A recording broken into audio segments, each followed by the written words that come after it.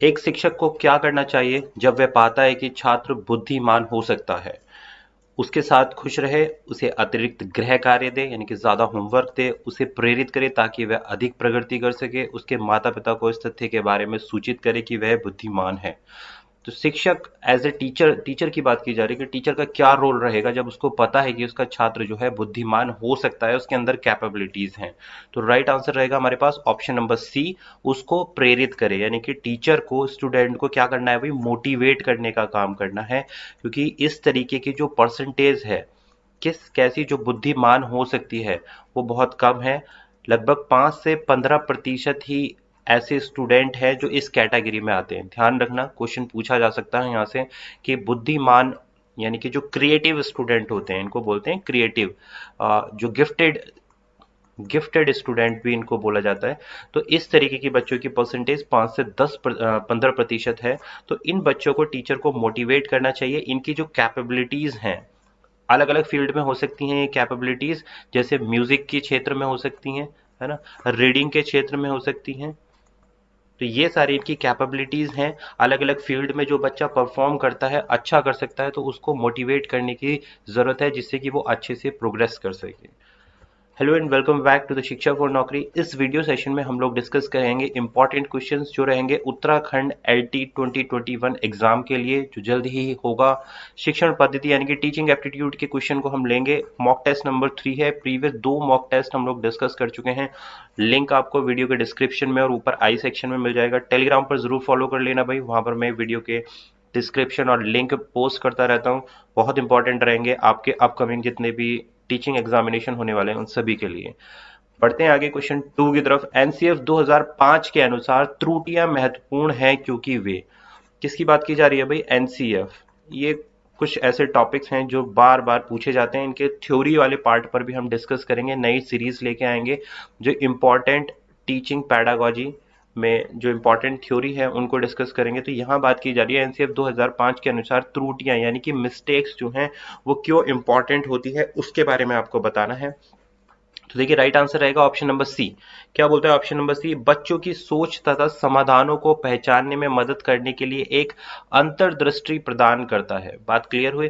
त्रुटियां क्या है, मिस्टेक्स क्या है, कि बच्चों की क्या थिंकिंग है, वो क्या सोचते हैं। अगर वो गलतियां नहीं करेंगे तो सीखेंगे कैसे। तो बच्चों की जो थिंकिंग है, आपने कोई क्वेश्चन उनको सॉल्व करने के लिए दिया है तो बच्चा उसको किस तरीके से सॉल्व करता है, चाहे वो गलत हो चाहे वो रॉन्ग हो, लेकिन उसकी थिंकिंग, उसके दृष्टिकोण का, उसके मन में क्या चल रहा है, अंतर्दृष्टि क्या है, उसको पहचानने में टीचर में मदद करता है। क्योंकि उसी के अकॉर्डिंग जो है रेमेडियल टीचिंग स्टार्ट होती है कि अगर बच्चा सही कर रहा है तो उसको मोटिवेट किया जाएगा, अगर बच्चा सही नहीं कर रहा है तो यहाँ पर उसको रेमेडियल टीचिंग दी जाती है जिससे कि बच्चे की पढ़ाई में सुधार किया जा सके। बात क्लियर हुई। नेक्स्ट बढ़ेंगे क्वेश्चन 3 के साथ। प्रेरणा सीखने की प्रक्रिया में केंद्रीय सोच है, ये किसने कहा है। प्रेरणा बोले तो मोटिवेशन, सीखना यानी कि लर्निंग। इस प्रक्रिया में यानी कि मोटिवेशन और लर्निंग प्रक्रिया में जो सेंट्रल स्रोत है ये आपको बताना है, सेंट्रल सोर्स क्या है। ये किसने कहा है, एंडरसन ने कहा है, केली ने कहा है, मेल्टन ने कहा है, या फिर सैनफोर्ड ने कहा है। तो ये सेंटेंस भाई बोला गया है केली के द्वारा। Option number B is the right answer. Next question है, निम्नलिखित में से क्या एक शिक्षक की जिम्मेदारी है। आपको बताना है कि इनमें से निम्न में से एक रिस्पॉन्सिबिलिटीज ऑफ टीचर क्या है। छात्रों को प्रोत्साहित करना, छात्रों का मार्गदर्शन करना, प्रेरणा देना, जो अभी हमने क्वेश्चन नंबर 1 में डिस्कस किया था जिसको हम बोलते हैं मोटिवेशन। डी सभी शिक्षकों की जिम्मेदारी है। तो बिल्कुल सही बात है भाई, ऑप्शन नंबर डी यहाँ पर करेक्ट रहेगा।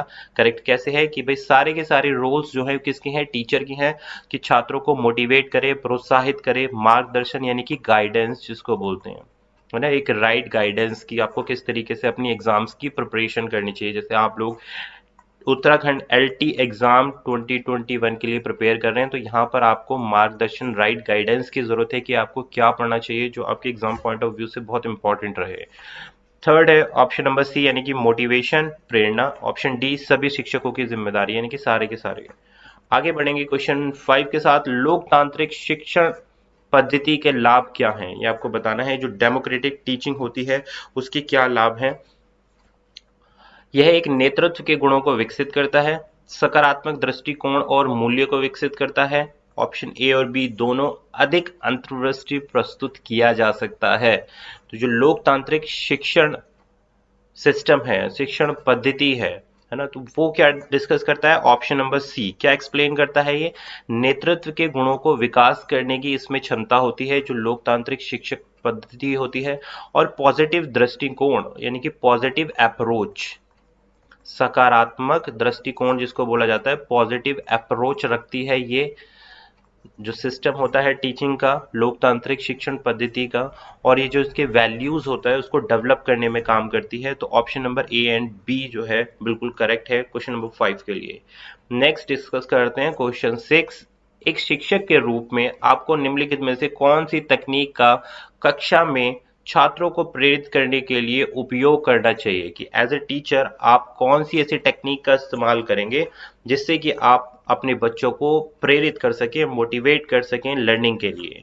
ऑप्शन ए पुरस्कार और दंड, पुरस्कार यानी कि पनिशमेंट, और जो उनको रिवॉर्ड दिया जाता है, रिवॉर्ड एंड पनिशमेंट, इस टेक्निक का इस्तेमाल करेंगे। चाइल्ड सेंटर्ड दृष्टिकोण यानी कि बच्चे केंद्रित दृष्टिकोण अपनाएंगे। शिक्षण अधिगम प्रक्रिया में शिक्षण सहायक सामग्री का प्रयोग करेंगे, या फिर सारे के सारे? ऑप्शन नंबर डी आपको राइट आंसर करना है भाई। क्या बेहतर हो सकता है, क्या सबसे अप्रोप्रिएट हो सकता है, इसके बारे में हम डिस्कस करेंगे। तो देखिए राइट आंसर यहाँ रहेगा option number D. Option D क्या बोलता है? ऑल दी अबव यानी कि उपरोक्त सभी। देखिए चाइल्ड सेंटर्ड दृष्टिकोण यानी कि बाल केंद्रित, चाइल्ड सेंटर्ड का मतलब है बाल केंद्रित लर्निंग होनी चाहिए या लर्निंग अधिगम होना चाहिए। आपका फोकस किस पर होना चाहिए? स्टूडेंट्स पर होना चाहिए, स्टूडेंट्स की नीड्स के अकॉर्डिंग आपको टीचिंग करनी है। शिक्षण अधिगम प्रक्रिया में TLM जिसको बोला जाता है बहुत ही इंपॉर्टेंट है। अगर मैं बात करूं पेडागोजी के बारे में, टीचिंग एप्टीट्यूड के बारे में, तो टीचिंग लर्निंग मटेरियल जो शिक्षण सहायक सामग्री होती हैं, जैसे ऑडियो वीडियो एड्स हो गए, ऑडियो वीडियो एड्स इसका एक उदाहरण है बहुत अच्छा। प्रोजेक्टर्स क्लासरूम हो गए ना, मैप्स हो गए। तो ये सारे के सारे क्या है भाई? ये है हमारे पास टीचिंग लर्निंग मटेरियल जो आपकी टीचिंग को बेहतर बनाते हैं, अच्छा बनाते हैं, सुगम बनाते हैं। पुरस्कार और दंड भाई ये भी एक तकनीक है जिसके द्वारा आप बच्चों को सीखने के लिए मोटिवेट कर सकते हैं। पुरस्कार यानी कि आप अच्छा करेंगे तो आपको रिवॉर्ड मिलेगा, ओके। आपने अच्छा नहीं किया तो आपको पनिशमेंट मिलेगा। तो ये पनिशमेंट देना नहीं है बच्चे को, लेकिन इसके जरिए, इस पनिशमेंट के जरिए आप जो है बच्चे को सीखने के लिए प्रेरित कर सकते हैं कि अगर उसने नहीं सीखा तो उसको पनिशमेंट मिलेगा, अगर उसने सीखा या लर्निंग के लिए गया तो उसको रिवॉर्ड मिलेगा। तो ये मोटिवेट करने के लिए काम आता है। ध्यान रहे हमको दंड नहीं देना है, पनिशमेंट बच्चे को नहीं देना है, ओके। इस एज ए टूल हम इसको कार्य कर रहे हैं। नेक्स्ट बढ़ेंगे क्वेश्चन 7 के साथ। निम्न में से कौन सा कथन अधिगम की एक विशेषता के रूप में माना जा सकता है? अधिगम यानी कि लर्निंग इसको बोलते हैं, यानी कि लर्निंग की एक विशेषता के रूप में माना जा सकता है। कौन सा स्टेटमेंट? लर्निंग सक्रिय प्रक्रिया है, बिल्कुल सही बात है भाई। लर्निंग जो है एक्टिव प्रोसेस है, कार्य करने के लिए सक्रिय रहना, हमेशा शीर्ष पद पाना, अधिगम केवल शैक्षिक संसाधनों से ही हो सकता है। जी नहीं, ऐसा बिल्कुल नहीं है। तो राइट आंसर क्या होगा हमारे पास? ऑप्शन नंबर ए। यहाँ पूछा गया था अधिगम के लिए एक विशेषता क्या है इसमें। तो देखिए अधिगम हम इसलिए नहीं करते हैं कि ताकि हम टॉप करें क्लास में, जी नहीं, ऐसा नहीं। हम नॉलेज गेन करने के लिए, कुछ सीखने के लिए अधिगम करते हैं। अधिगम केवल शैक्षिक संस्थान यानी कि स्कूल्स में ही आप अधिगम लर्निंग कर सकते हैं? बिल्कुल नहीं। जैसे अभी हम लोग ऑनलाइन टीचिंग के माध्यम से सीख रहे हैं, हम किसी शैक्षणिक संस्थान में नहीं है, लेकिन फिर भी हम लर्निंग प्रोसेस में है, तो इसलिए ये स्टेटमेंट लर्निंग के लिए सही नहीं है। कार्य करने के लिए सक्रिय रहना, भाई सक्रिय रहना, कोई भी कार्य करने के लिए सक्रिय रहना अधिगम नहीं कहलाता है। लर्निंग एक एक्टिव प्रोसेस है, बिल्कुल सही बात है कि जैसे आप और हम अभी एक एक्टिव मोड में हैं, आप सुन रहे हैं, लिसन कर रहे हैं, मैं आपको पढ़ा रहा हूं, तो both are in active mode. Active mode में नहीं होगा तो लर्निंग नहीं हो पाएगी। तो ये बिल्कुल करेक्ट स्टेटमेंट है क्वेश्चन नंबर 7 के लिए। नेक्स्ट हम आगे बढ़ते हैं क्वेश्चन नंबर 8 के साथ। विकलांग बच्चों के साथ काम करते समय निम्न में से कौन सा कार्य शिक्षक को नहीं करना चाहिए? ध्यान रखें, बहुत ही इंपॉर्टेंट क्वेश्चन है भाई। कहां से आता है ये आता है CWSN, child with special need से आता है। ये टॉपिक बहुत ही इंपॉर्टेंट टॉपिक है भाई। आप चैनल पर जाकर मेरी वीडियोस देख सकते हैं, मैंने कई सारे स्पेशल एजुकेशन की वीडियोस कवर की हैं, बहुत ही इंपॉर्टेंट है क्वेश्चन जरूर। और बात करें अगर उत्तराखंड में टीचिंग एप्टीट्यूड में, चाहे वो उत्तराखंड टैट की बात की जा रही हो, टीचिंग एप्टीट्यूड है, तो भाई इंक्लूसिव एजुकेशन जिसको हम बोलते हैं, इंक्लूसिव एजुकेशन को रिसेंटली इंक्लूड किया गया था उत्तराखंड शैक्षिक कार्यक्रम के अंतर्गत। तो यहाँ से इंक्लूसिव एजुकेशन जो टीचर्स इस समय पढ़ा रहे हैं बच्चों को, तो उनकी वर्कशॉप दी गई थी इंक्लूसिव एजुकेशन पर फोकस किया गया था। तो यहाँ से बार बार क्वेश्चन पूछे जाते हैं, तो इंक्लूसिव एजुकेशन वाले टॉपिक को बिल्कुल भी मिस ना करें। बात करते हैं कि बच्चों के साथ काम करने में निम्न में से कौन सा कार्य शिक्षक को नहीं करना चाहिए। कैसे बच्चे हैं? डिसेबल स्टूडेंट है, विकलांग बच्चे हैं। तो राइट आंसर क्या होगा? ऑप्शन नंबर बी, शिक्षकों को जटिल कार्य को उप इकाई में विभाजित करना चाहिए। शिक्षक को ऐसे शिक्षार्थियों को बहुत सारे घर पर किए जाने वाले काम देने चाहिए ताकि वे खुद व्यस्त रह सकें। उन्हें मौखिक रूप से बताना चाहिए कि वे विषय को कैसे सीखें। और ए बोलता है शिक्षक को बच्चे की प्रेरणा शक्ति को बढ़ावा देना चाहिए। तो अब आप भी इसका करेक्ट आंसर करें फटाफट से कि क्या राइट आंसर रहेगा। जो काम नहीं करना चाहिए उसके बारे में बात कर रहे हैं। तो देखिए जो नॉट होना चाहिए वो है यहाँ पर ऑप्शन नंबर सी। देखिए सी क्या कहता है? शिक्षक को ऐसे शिक्षार्थियों को बहुत सारे घर पर किए जाने वाले काम देने चाहिए ताकि वे खुद को व्यस्त रख सकें। बिल्कुल गलत है भाई। बिजी रखना एक इंपॉर्टेंट टास्क नहीं है। आपको बच्चों को व्यस्त नहीं रखना है।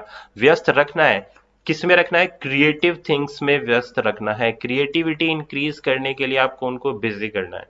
बट आप ऐसे नहीं करेंगे कि उन पर बर्डन डाल देंगे। एक तो बच्चा क्या है? डिसेबल है। दूसरा आप उसको बहुत सारे काम करने के लिए दे रहे हैं। इस तरीके के स्टूडेंट को तो आपको मिनिमम वर्क अलॉट करना है क्योंकि वो ऑलरेडी एक चीज से सफर कर रहा है। तो इसकी इस चीज को कॉप अप करने के लिए, मैच करने के लिए आपको इजी वे अपनाने पड़ेंगे। बहुत आसान तकनीक का इस्तेमाल करना पड़ेगा जिससे कि आप इन बच्चों को सिखा पाए। तो ऑप्शन सी बिल्कुल सही नहीं है। नॉट पूछा गया था यहाँ पर। कौन सा कार्य शिक्षक को नहीं करना चाहिए? तो ये कार्य शिक्षक को नहीं करना चाहिए। जो फर्स्ट स्टेटमेंट है, शिक्षक को बच्चे की प्रेरणा शक्ति को बढ़ावा, बिल्कुल motivation is very important factor for this type of student. इस तरीके के बच्चों के लिए मोटिवेशन पॉजिटिव वे में जाता है। शिक्षकों को जटिल कार्य, देखिए हार्ड वर्क जो है उसको उप इकाई यानी कि उसको ब्रेक करके, कोई भी एक हार्ड वर्क है तो उसको ब्रेक करके बच्चों को सिखाया जाना चाहिए। उन्हें मौखिक रूप से बताना चाहिए यानी कि ओरल, जैसे मैं भी आपको समझा रहा हूँ कि सब्जेक्ट्स को किस तरीके से डील करना है। तो ये बिल्कुल सही ऑप्शन है। सी ऑप्शन सही नहीं है क्वेश्चन नंबर 8 के लिए। बढ़ेंगे आगे। क्वेश्चन नंबर 9, निम्न में छात्रों के बीच रुचि बनाए रखने के लिए एक शिक्षक क्या कर सकता है? कि इंटरेस्ट डेवलप करना है क्लास में, टीचर की क्या टेक्निक हो सकती है? ब्लैक बोर्ड का उपयोग करें, व्याख्यान दें, कहानियां सुनाएं या फिर प्रश्न पूछें। अब आप ही इसका आंसर करें भैया। आप लोग पढ़ रहे हैं किस तरीके से। आप अभी हम क्या कर रहे हैं यहाँ पर? क्वेश्चनिंग को डिस्कस कर रहे हैं। तो राइट आंसर हमारे पास क्या रहेगा? इंटरेस्ट कैसे बना हुआ है? इंटरेस्ट हमारा बना हुआ है क्वेश्चन बेस्ड पर। तो राइट आंसर रहेगा हमारे पास ऑप्शन नंबर डी। देखिए प्रश्न पूछेंगे। अब आप पूछेंगे कि प्रश्न टीचर पूछ रहा है, तो प्रश्न हम पूछेंगे तो जो आंसर्स होंगे वो किसके थ्रू आएंगे? वो आएंगे स्टूडेंट्स। अब यहां से टीचर को बहुत अच्छी चीज मिलेगी। यहां से टीचर जो है असेसमेंट कर सकता है ना, इवैल्यूएशन कर सकता है। दोनों चीजों को अपना सकता है इन प्रश्न पूछने से। बात क्लियर हुई? बच्चा किस तरीके का आंसर करता है, उसका क्या दृष्टिकोण है, स्टूडेंट का क्या दृष्टिकोण है, किस तरीके से वो लर्निंग को एक्टिव प्रोसेस की तरह ले रहा है, पॉजिटिव वे में ले रहा है या नहीं ले रहा है। देखिए बाकी जो तीनों टेक्निक्स हैं, ब्लैक बोर्ड का उपयोग करें। इसमें ब्लैक बोर्ड का यूज करने के लिए कौन इस्तेमाल करेगा? टीचर इस्तेमाल करेगा। तो यहाँ पर एक्टिव रोल किसका रहा? टीचर का रहा। व्याख्यान देना बोरिंग मेथड है सबसे, इसमें एक्टिव नहीं होता है बच्चा, बोरिंग फील करता है। कहानियां सुनाना अच्छा है, बच्चे की इमेजिनेशन पावर को यानी कि काल्पनिक शक्ति को, काल्पनिक सोच को डेवलप करने के लिए काम आता है कहानियां सुनाना। लेकिन इसमें जो स्टूडेंट है वो कौन से रोल में है? पैसिव रोल में है, सक्रिय नहीं है। आपको ये देखना है कि बच्चा कहां पर एक्टिव हो सकता है। तो एक्टिव कहां होगा बच्चा? जहां आप उससे क्वेश्चन पुटअप करेंगे। तो आपने क्वेश्चन पुटअप किए और यहाँ पर वाद विवाद भी होता है। प्रश्न पूछने पर क्या होता है? आपने प्रश्न पूछा, आप भी एक्टिव हुए, स्टूडेंट ने आंसर दिया, वो भी एक्टिव हुआ, दोनों तरफ से कॉन्वर्सेशन चल रही है। तो ये क्या है? एक एक्टिव प्रोसेस ऑफ लर्निंग है। इसी को हमें ज्यादातर प्रमोट करना है। Option number D. नेक्स्ट, मूल्यांकन का केंद्र बिंदु यानी कि फोकस क्या होता है या क्या होना चाहिए? मूल्यांकन बोले तो अभी जो हम डिस्कस कर रहे थे इवैल्यूएशन, तो इवैल्यूएशन का सेंटर पॉइंट क्या होना चाहिए? बच्चों में प्रतियोगिता को बढ़ाना। ठीक है, कंपटीशन को इंक्रीज करना, अध्यापक का कार्य घटाना, अधिगम को आगे बढ़ाना, या बच्चों का वर्गीकरण करना। अब आप बताइए राइट आंसर क्या होगा यहाँ पर ऑप्शन क्वेश्चन नंबर 10 के लिए। तो भाई मूल्यांकन की सीधी बात की जा रही है, अभी मैंने बताया आपको पिछले क्वेश्चन में, मूल्यांकन और असेसमेंट दोनों किसके लिए किया जाता है, ऑप्शन नंबर सी, अधिगम को आगे बढ़ाना, यानी कि नेक्स्ट लेवल पर लेके जाना। इवैल्यूएशन करेंगे आप, बच्चे की प्रोग्रेस चेक होगी, बच्चे ने कितना लर्न कर लिया है, जितना लर्न कर लिया आप उसके अगले स्टेप पर फॉरवर्ड करेगा स्टूडेंट। तो अधिगम, लर्निंग को आगे बढ़ाने के लिए हम इवैल्यूएशन का यूज करते हैं, ये इसका फोकस पॉइंट है। नेक्स्ट, एक शिक्षिका अपने शिक्षण में दृश्य श्रव्य सामग्री और शारीरिक गतिविधियों का प्रयोग करती है, क्यों? वेरी इजी क्वेश्चन, लेकिन कई बार इस तरीके के क्वेश्चन रिपीट होते हैं, जिसको बोलते हैं दृश्य सामग्री और शारीरिक गति, यानी कि मोटर एक्टिविटीज का इस्तेमाल करती है। दूसरा, ऑडियो वीडियो मेथड का इस्तेमाल करती है। क्यों करती है वो शैक्षिक को उपलब्ध कराती है, इनमें अधिकतम इंद्रियों का उपयोग सीखने का सर्वाधिक करता है, वे शिक्षक को आराम देता है, वे प्रभावी आकलन को सुगम बनाता है। तो राइट आंसर यहां रहेगा भाई, ज्यादा से ज्यादा स्टूडेंट्स के सेंसेस को इन्वॉल्व करना, यानी कि इंद्रियों का उपयोग करना, सुनने की शक्ति, बोलने की शक्ति, समझने की शक्ति, देखने की शक्ति। तो जितने ज्यादा बच्चे के सेंसेस इन्वॉल्व होंगे, इंद्रिया यानी कि सेंसेस इन्वॉल्व होंगे लर्निंग प्रोसेस में, उतना ही बेहतर अधिगम होगा। और यही एक टीचर को चाहिए कि बच्चे को ज्यादा से ज्यादा इंद्रियों का उपयोग कराए, इसलिए ही हम अलग अलग टीचिंग लर्निंग मटेरियल का इस्तेमाल करते हैं। नेक्स्ट क्वेश्चन 12, छात्रों को खेल खेलने की अनुमति क्यों है? भाई छात्रों को हम बोलते हैं, स्टूडेंट्स को हम बोलते हैं कि भाई आपको खेल खेलने हैं, यानी कि प्लेइंग इज वेरी इंपॉर्टेंट। क्यों? यह सहयोग तथा शारीरिक विकास करता है, उन्हें शारीरिक रूप से मजबूत बनाने के लिए, समय व्यतीत करने में उनकी मदद करने के लिए, उन्हें कुछ स्वतंत्रता देने के लिए। तो राइट आंसर आप बताइए क्या रहेगा क्वेश्चन नंबर 12 के लिए। तो देखिए, जो मैक्सिमम देखिए तीनों चारों ऑप्शंस की बात करें तो लगभग सभी सही हैं, लेकिन हम क्यों अलाउ करते हैं बच्चे को खेलने के लिए? Playing is why we allow student for playing. Option number A, यह सहयोग तथा शारीरिक विकास में मदद करता है। बहुत ही इंपॉर्टेंट है, देखिए यहाँ शारीरिक रूप से मजबूत बनाता है, ये एक सेपरेट बात हो गई। समय व्यतीत करता है, बिल्कुल सही बात है। उन्हें कुछ स्वतंत्रता देने के लिए, बिल्कुल सही बात है। लेकिन जो बहुत इंपॉर्टेंट बात है यहाँ पर, सहयोग और शारीरिक विकास दोनों चीजें, यानी सहयोग का मतलब होता है कॉपरेशन। कॉपरेशन किसमें? Cooperation and development, cooperation and physical development, दोनों की बात हो रही है यहाँ पर। तो स्टूडेंट में सहयोग की भावना डेवलप होगी खेल के थ्रू, और उनका शारीरिक विकास, दोनों काम एक साथ होंगे। और सहयोग होगा जो उनके साथ के स्टूडेंट हैं उनके साथ, कॉपरेशन, टीम स्पिरिट की आती है बच्चे को, यानी कि टीम्स में वर्क करना आ जाता है स्टूडेंट को। ओके, बात क्लियर हुई? तो option number A is the right answer for question number 12। तो भाई ये हमारे इंपॉर्टेंट क्वेश्चंस थे जो आज के सेशन में हमने डिस्कस किए। पसंद आ गए हो तो लाइक, शेयर और सब्सक्राइब कर देना चैनल को। कमेंट डाउन कर सकते हैं कैसा लगा सेशन। नंबर ऑफ क्वेश्चंस आने वाले वीडियोस में हम लोग इंक्रीज करेंगे। This was Abhishek Tyagi, thanks for watching, thank you.